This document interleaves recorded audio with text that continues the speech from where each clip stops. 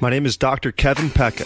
I wanted to make a podcast that exposes people to the true miracles of life and health. All the guests on this show have been specially picked because they bring something positive to the world.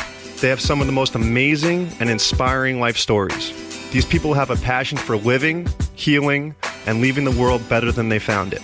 There is something inside these people that made them keep fighting through all the tough times, even when people told them it was not possible.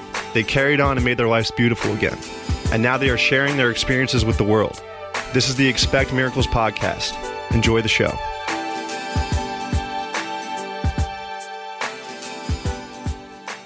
Dr. Tony Lee is a doctor of chiropractic out of Santa Ana, California. Dr. Tony practices applied kinesiology and network spinal analysis to help heal his patients. Applied kinesiology and the network technique are different forms of chiropractic that may look different from an outsider's perspective, but take it from me, they are both very powerful techniques and get many sick people well, which is what it's all about.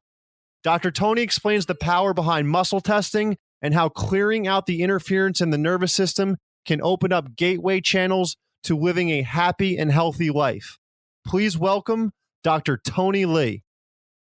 Today on the Expect Miracles podcast, we have a phenomenal doctor, Dr. Tony Lee. He practices out of Santa Ana, California, and very lucky and grateful to have him on the podcast today. Dr. Tony, how you doing?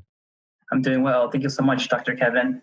It's an honor and privilege to take part in your podcast. Yeah, Tony, I love talking to you. You're definitely a person that's very in touch with what's going on, and I feel like you definitely heal people on a deeper level. I used to go over and get treatment from you in chiropractic school, and I was just always very impressed with what you were able to find, and you treat people differently than most doctors, and I'm fascinated, and I want to learn more about it. So, Tom, before we get into that, where are you from originally? Just sunny Southern California. Sunny Southern California. And how did you get into chiropractic, or just like the healing profession in general? I was introduced to chiropractic. I kind of stumbled upon it on accident, really. I always had a knack for working with my hands. So even prior to going to chiropractic school, I did body work and massage for 10 years. I didn't know that. Wow. And it started off in high school just so that I could just keep my hands busy so I wouldn't fall asleep in class. So I would always just walk around massaging people in high school? Yeah, just whoever sat in front of me, I would just ask for permission, like, hey, can I just play with it? And who's going to say no to that? I know. And actually, I went to college and got a degree in business economics, and I worked in corporate for a few years. Nice. How'd you like that? It was good. It just wasn't fulfilling for me. At what point did you realize that? Almost close to a year and a half into it. You know, I always tried to live an active lifestyle, but sitting on a computer desk in a cubicle for 6-7 hours a day just wasn't cutting it for me. And I thought about going back to school, applying to become a physical therapist. And I took some time off of work just to have more time with the family, take care of my brother. At that time, he was developing a condition where he became disabled and wasn't able to walk anymore. Wow. So during that time off from work, I would just take him to his doctor's appointment, and we'd see all the specialist medical doctors from UCI, UCLA, and they weren't able to figure it out. So, Tony, this happened just out of the blue one day? He wasn't able to walk, or was it a gradual process? It seemed pretty gradual, totally normal. We'd play basketball together, and then one time we were playing basketball, we noticed that he was running funny, and then a couple of months later, he wasn't able to run anymore. He just kind of like a limp in his walk, and he started tripping more often. And that's when we saw, like, oh, something's wrong, really. And we went through numerous testings and lab testings. Everything came back negative, and everything was all right. And we just kept going to a lot of doctors and just couldn't figure it out.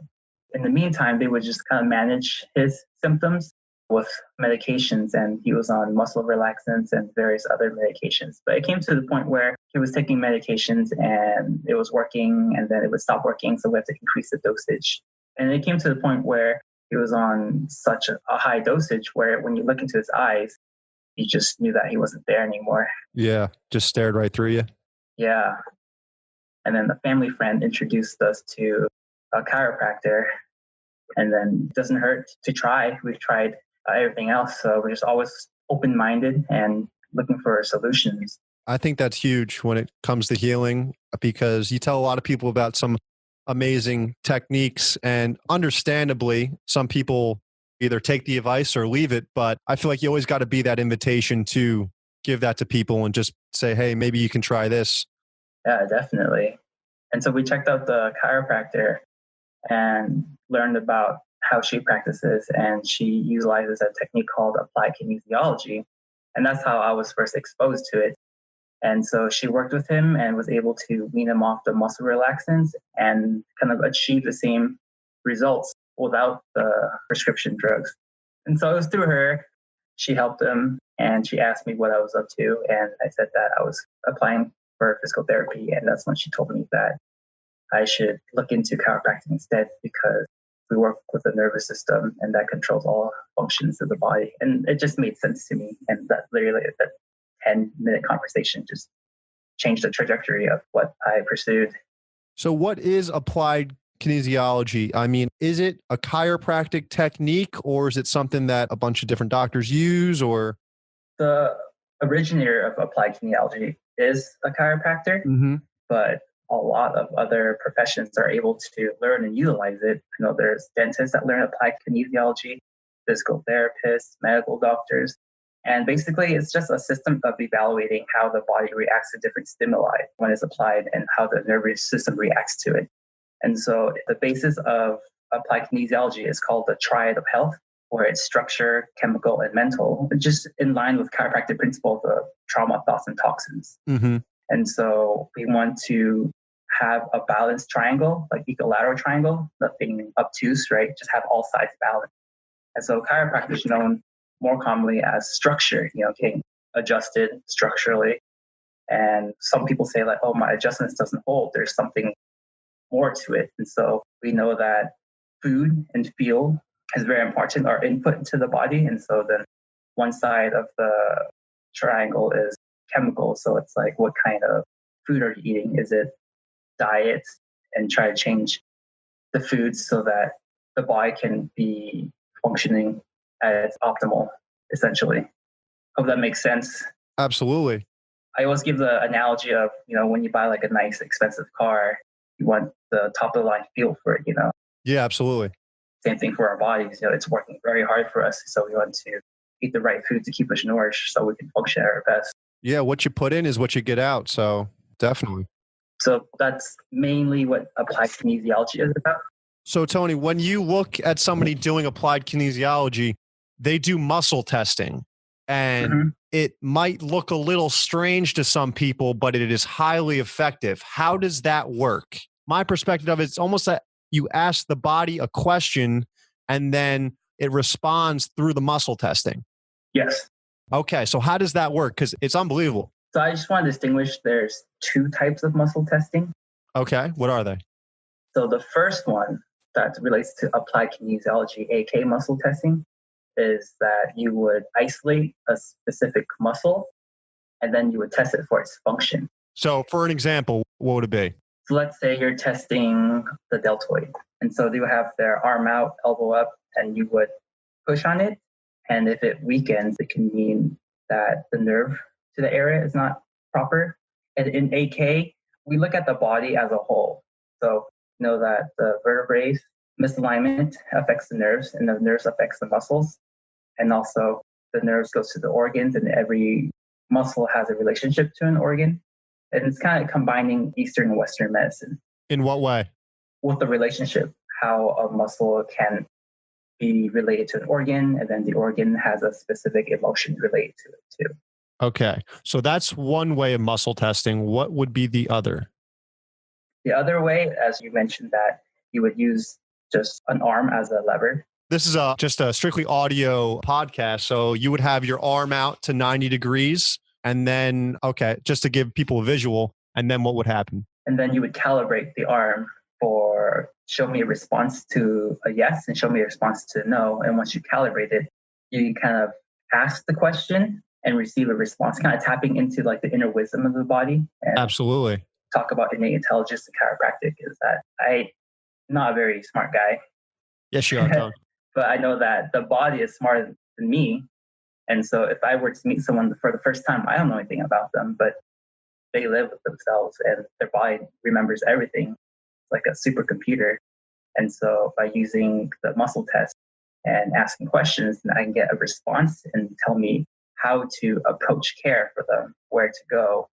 And what type of questions do you start asking in general? I know it's different for every patient, but just to give the people like a little general idea how it works, what would be some of the questions you would ask?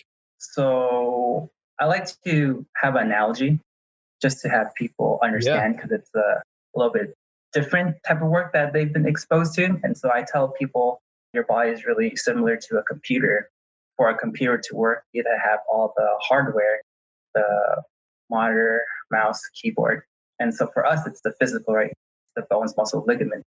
And now once you have all the parts, then you have to wire everything together, right? Make sure everything's plugged in correctly and wire up the mouse to the motherboard and all that. And for us, the wiring for our body is the nervous system. Definitely. And then once you have all your computer together, you would start installing the operating system, the different programs. And for our body, it's kind of like our mind and our consciousness.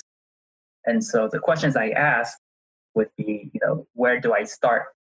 Do I start with the hardware? Do I start with the wiring? Or do I start with the programs? So for example, someone would come in and I would ask them, is it hardware? And if I get a response with a yes, I say, okay, where do I need to start in the body? Is it in the spine? Is it in the extremities? And I can ask which segments. And Tone, how do you know if you're getting a yes or a no?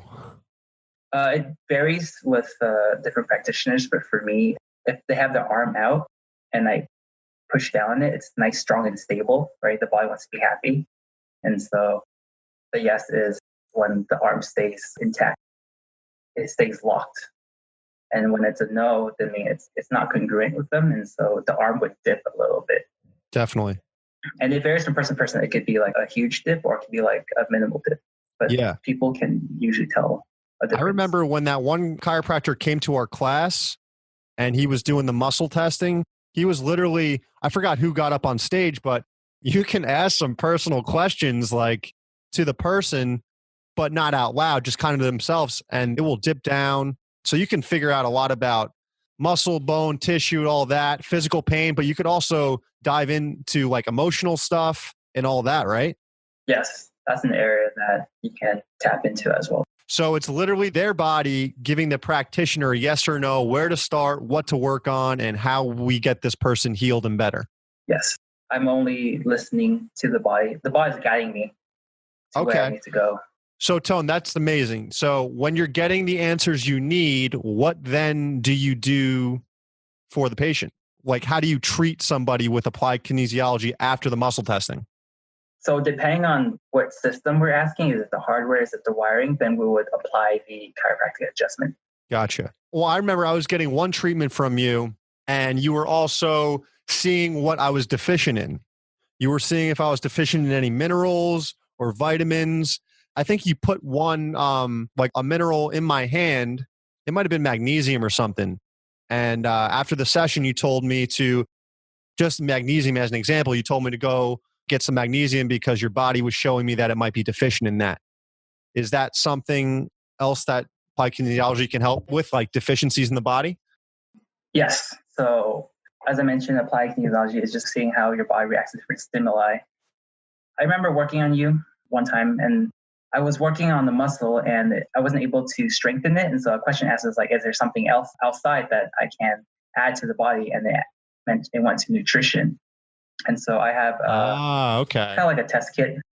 I have a little like briefcase with various vitamins and minerals. And you mentioned magnesium. It was magnesium that it was tested for. And so by putting on the body or in your hand, it's a response to see if it would change the muscle test. And so it was positive where it was strengthen your muscle test. And so as it strengthened, it made your body happy. And we want you to be happy, Kevin. Absolutely. And so you also do another technique, network spinal analysis. I got, I believe, a C2 adjustment from you one time, and it was phenomenal. And you barely touched me. You literally barely put your hands on me. Something moved. I went home. I slept for like 3 or 4 hours and felt great. What is that all about? So the approach to care regarding network spinal analysis is that we're trying to access the body, the computer, in a place where there's most ease, right? We talk I'm about sorry, the most what? ease, Ease. Okay. ease. So during school, we learn about fixations where it's restricted motion, where it's just is restricted motion, it's just tense, right? Well, I always ask, why is it tense? Maybe the body's innate intelligence, it's so smart that it had to tense up because it may be protecting us. So why would we push on? Why would we move something when the body says that it shouldn't be moving? Absolutely. Whether it's primary or secondary. And so with the network spinal analysis, there's different parameters similar to the Blair upper cervical, like leg checks. Mm-hmm. You kind of have them move certain ways and you get a response. So based on response, it tells you where to check or where to adjust. And just what I've figured out in the past few years of practicing is that it doesn't really matter which technique or how you apply it, but it's all about presence, being there with the patient, Absolutely. best serving them. And so the more present you are, I feel like there less force is needed.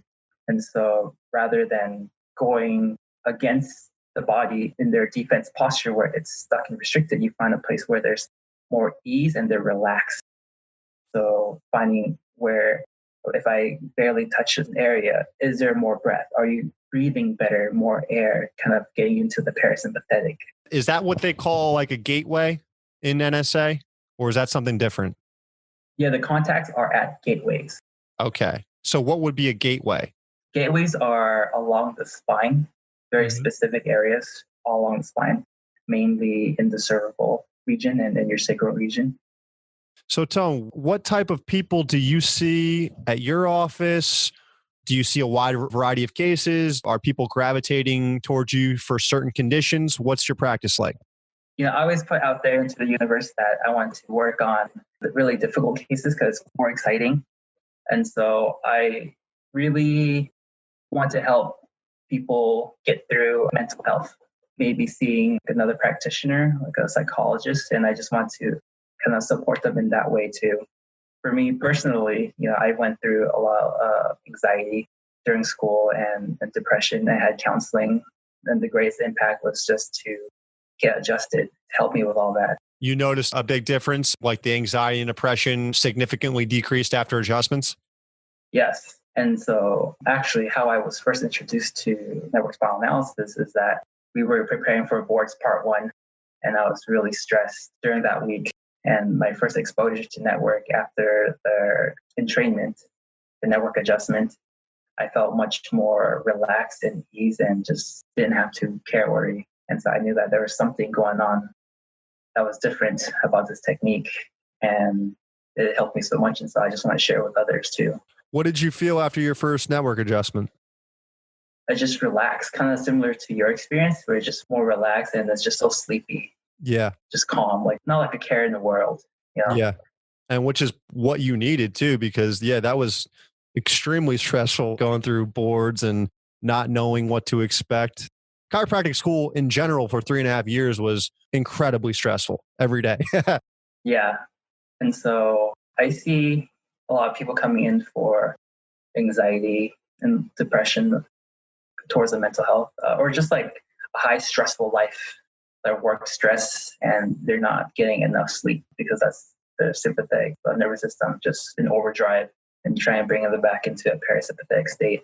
Well, so Tony, that's interesting because I have a handful of people. I live right outside of New York City. So a lot of people, they wake up, they go in, they commute, they're in the city, high stress. They do the commute back, high stress. They come to me, get them adjusted. They're feeling great, but then they go right back into that repeated cycle and loop of just high stress, high anxiety. It's their lifestyle. It's one thing to give the adjustment. What do you recommend for those people that are in that high stress life 24/7? My recommendation is just to having them become more aware of themselves so that they're more empowered. So you notice that you feel good getting off the table, getting adjusted, and how does that make you feel when you're at work? Is there something that you can take away that you felt at the office that you kind of remember and just think about? Because a lot of times when people are stressed, they stop breathing, they curl up into like a fetal position, and then put their hand on their head.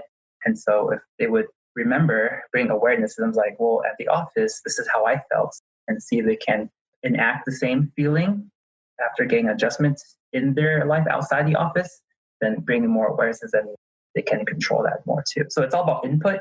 We have 50 to 70,000 thoughts a day. And so we're having negative or stressful thoughts, then it's going to affect our body. So we're having a positive mindset and knowing that we always have a choice. We can choose to be stressed or we can choose to be relaxed, So, Tone, so I see this a lot in the upper cervical world, and I know you see it doing applied kinesiology and network spinal analysis, especially because you brought up the mental health aspect, and especially with people that have been going through these emotional traumas for many, many years.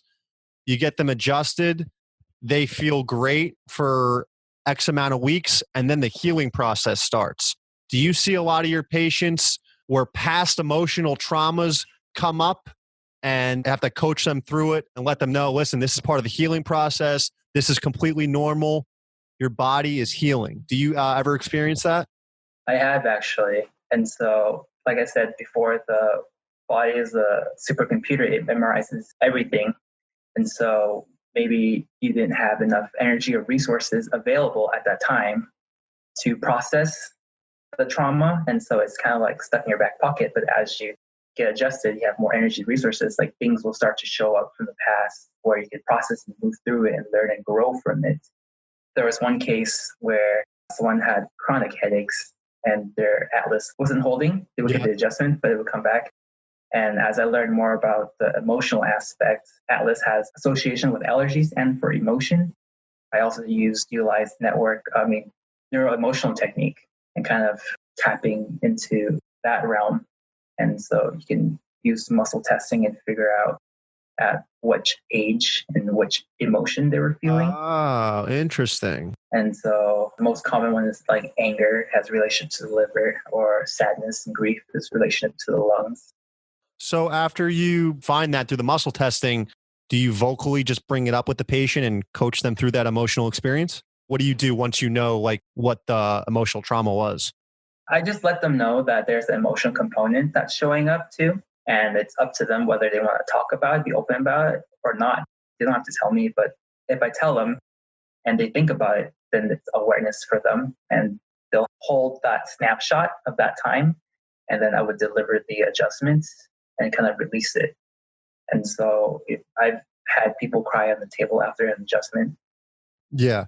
As an emotional release. Yes. That's awesome.